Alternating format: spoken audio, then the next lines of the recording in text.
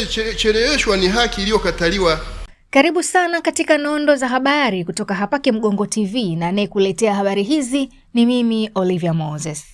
Jaji Mkuu wa Tanzania George Masaju ametangaza mabadiliko makubwa katika mfumo wa utoaji haki nchini kwa kufuta utaratibu wa zamani wa kuweka ukomo wa muda mrefu wa kusikiliza mashauri, akisisitiza kuwa sasa kesi zote zitasikilizwa na kuamriwa mapema iwezekanavyo kulingana na umuhimu wake. Akizungumza leo Januari 13, 2026 mbele ya mgeni rasmi Rais Dr. Samia Suluhu Hassan katika mkutano mkuu wa mwaka wa Chama cha Mahakimu na Majaji Tanzania TMJA jijini Dodoma, Jaji Mkuu amesema mahakama inaachana na utaratibu uliokuwa ukiruhusu kesi kukaa muda mrefu hadi miaka 5.5 kuanzia mahakama ya mwanzo hadi rufani. Ameongeza kuwa mabadiliko hayo yanatokana na hatua kubwa iliyopigwa na serikali ya awamu ya 6 katika kuongeza idadi ya majaji na mahakimu nchi nzima pamoja na kuboresha mifumo ya tehama. Haki iliyocheleweshwa ni haki iliyokataliwa. Kuna msemo kuwa kwamba justice delayed is just denied, but always we go to balance also with another equal legal maxim that just delayed is just barred.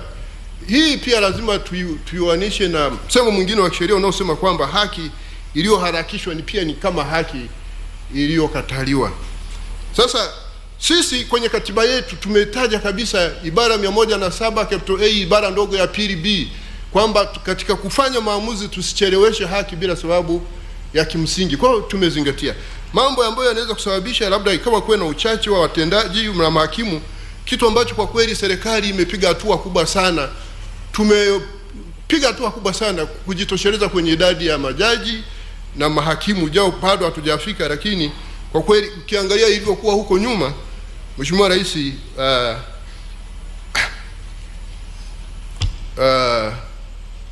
tumepiga hatua kabisa.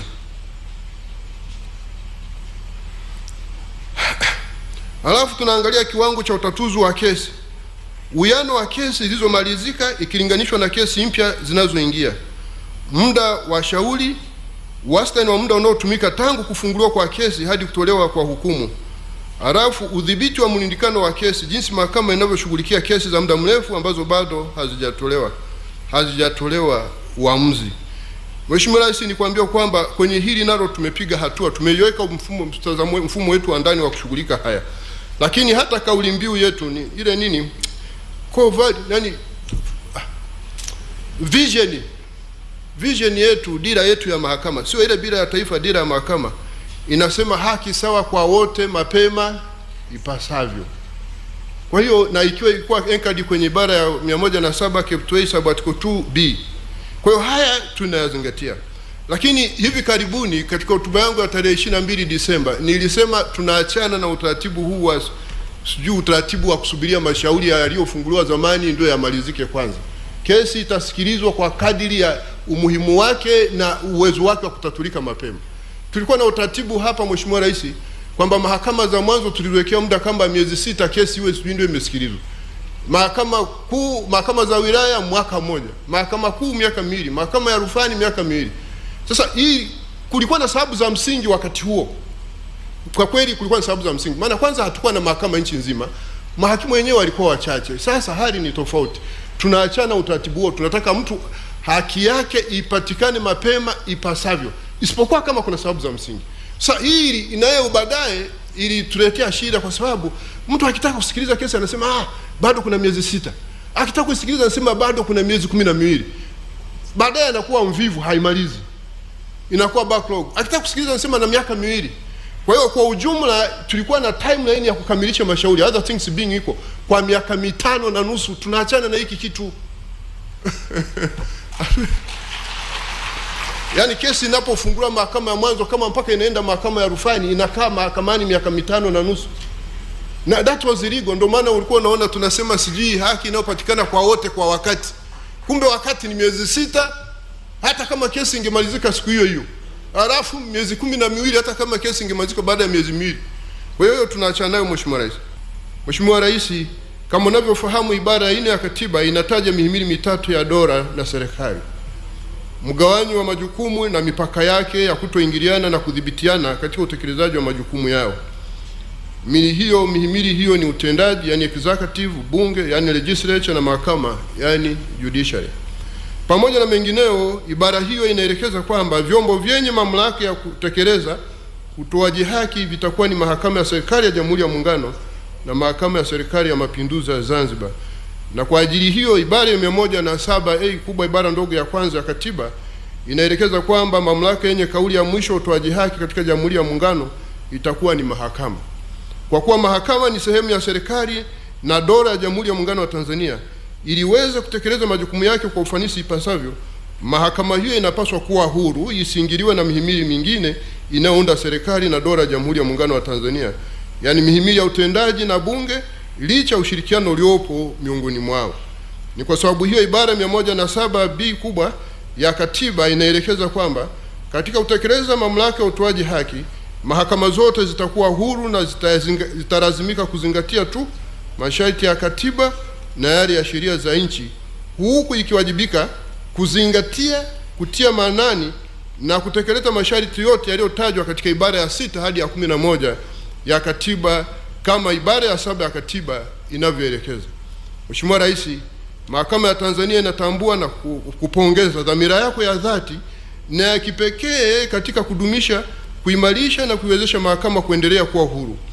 Katika hotuba zako mbalimbali umekuwa ukisisitiza kuhusu uhuru wa mahakama na kutenda haki.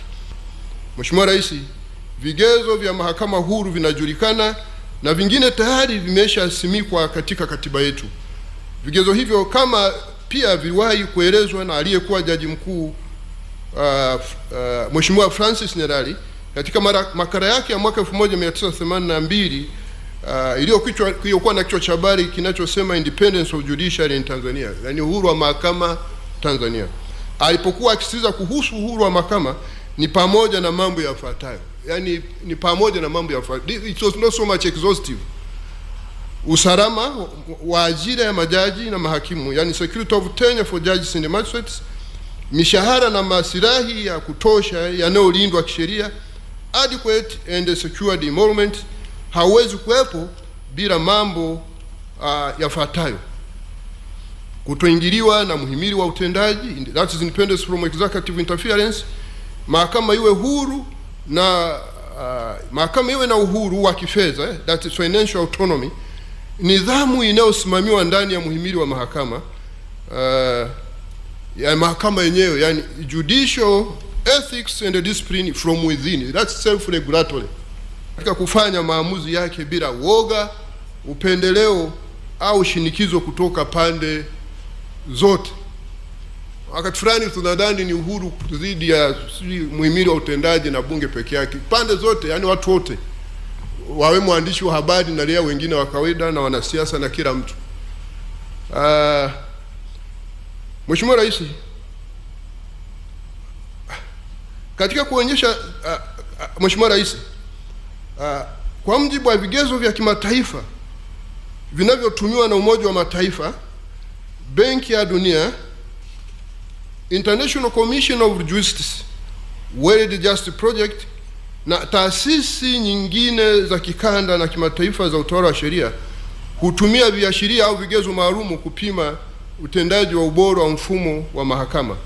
Vigezo hivyo ni pamoja na hivi hapa: uhuru wa mahakama na kutopendelea upande wowote, yani judicial independence and impartiality. Hiki ndicho kigezo muhimu zaidi. Hupima ikiwa mahakama inaweza kufanya maamuzi bila kuingiliwa na serikali, wanasiasa au masilahi binafsi. Uhuru wa mahakama dhidi ya shinikizo la mihimili ya utendaji au bunge, mtu binafsi au taasisi nyingine yoyote. Kutopendelea upande wowote, ikiwa majaji wana upendeleo au kama wanatendea pande zote kwa usawa bila kujali hadhi zao. Vigezo hivi viko kwenye katiba zetu na sheria zetu, hivyo vipo tayari kwenye katiba yetu.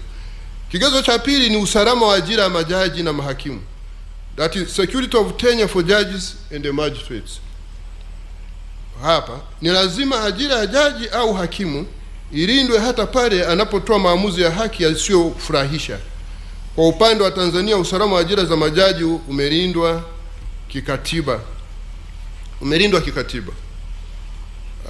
ibara 110A kubwa ibara ndogo ya 3 ya katiba inaeleza kuhusu mchakato wa kushughulika na nidhamu ya majaji wa mahakama kuu.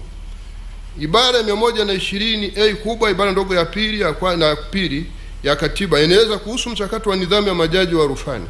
Kwa ujumla, kabla ya kumwondoa jaji kazini, ni lazima kuwe na kwanza, tuhuma nzito za kimaadili au kisheria dhidi yake; pili, uchunguzi wa tume ya utumishi wa mahakama Judicial Service Commission ufanyike; tatu, na mapendekezo rasmi kwa rais ili kuunda tume ya uchunguzi ambayo nusu ya wajumbe wake watakuwa majaji wa mahakama kuu au mahakama ya rufani kutoka katika nchi yoyote kwenye Jumuiya ya Madola. Usalama wa ajira za mahakimu unalindwa kisheria hata kama bado kuna changamoto, kwani utumishi wao ni wa kudumu, that is permanent and pensionable, isipokuwa kama wamewajibishwa kwa masuala ya kinidhamu kwa kikiuka maadili ya utumishi wao. Aidha, mchakato wa kuwapata majaji na mahakimu unasimamiwa kusimamia nidhamu yao unasimamiwa na tume ya utumishi wa mahakama, na ni huru, wa wazi na hauingiliwi na mamlaka yoyote. Kwa jumla, kigezo hiki cha pili nacho kimezingatiwa sana katika katiba yetu. Kigezo cha tatu ni urahisi wa kufikia huduma za haki, yani access to justice. Mfumo mzuri wa mahakama ni ule ambao wananchi wanaweza kuufikia na kutumia kikamilifu bila kikwazo vyovyote. Moja, uwezo wa kumudu gharama. Je, ada za kisheria na gharama za mawakili ni za kuridhisha? Pili, ufikiwaji wa mahakama na lugha inayotumika. Je, watu wanaweza kufika mahakamani kirahisi? Je, huduma zinapatikana kwa lugha za wenyeji? Alafu tatu, msaada wa kisheria. Je, serikali inatoa mawakili kwa wale ambao hawawezi kumudu gharama zao? Moja, katika hili pia sehemu kubwa imetimizwa. Tunazo sheria za legal aid, na pia Mheshimiwa Rais kupitia Samia Legal Aid Project kuna mfuko huo kusogeza hizi huduma za watu wanaohitaji hizi huduma za kisheria lakini hawana uwezo. Lakini ufikiwaji wa mahakama na lugha inayotumika. Lugha tunayotumia ni ya Kiswahili. Tumeshatoka kwenye lugha ya Kiingereza, na Mheshimiwa Rais, niseme tu kwamba mwanasheria mkuu wa serikali atakapokuwa amekamilisha tafasiri ya matoleo ya kisheria ya hizi kwa lugha ya Kiswahili, tutaanza pia kuandika hukumu kwa Kiswahili.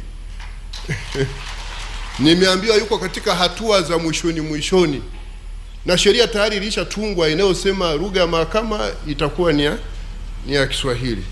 Sasa hila uwezo wa kumudu gharama sinalo hakika sana, ndio maana serikali ikaja na utaratibu huu wa legal aid, na sasa mheshimiwa, kupitia ule mfuko wako ile Samia Legal Aid Project. Kwa haya ni mambo ambayo tumepiga hatua kubwa sana. Kwa wingi wa habari hizi, baki hapa Kemgongo TV mpaka wakati mwingine. Asante. Sikiliza, unataka kujenga nyumba imara kwa bei nafuu? Karibu Kemgongo Hardware. Tunapatikana Dodoma, karibu na ofisi ya kata ya Mchuka, mkabala na barabara ya lami ya kuelekea Mvumi. Sisi Kemgongo Hardware tunauza vifaa vyote vya ujenzi, kuanzia saruji, nondo, mabati, rangi hadi matofali. Matofali yetu sasa yanapatikana kwa saizi zote kama vile inchi 5, inchi 6, yakiwa katika hali ya uimara na yenye ubora kwa bei nafuu zaidi ya soko. Iko hivi, Kemgongo Hardware ndio sehemu sahihi kwa ujenzi wako wa ndoto. Wasiliana nasi kupitia simu namba 0750694276 ama 0653611722. Kemgongo Hardware, karibu ujenge nasi kwa gharama nafuu.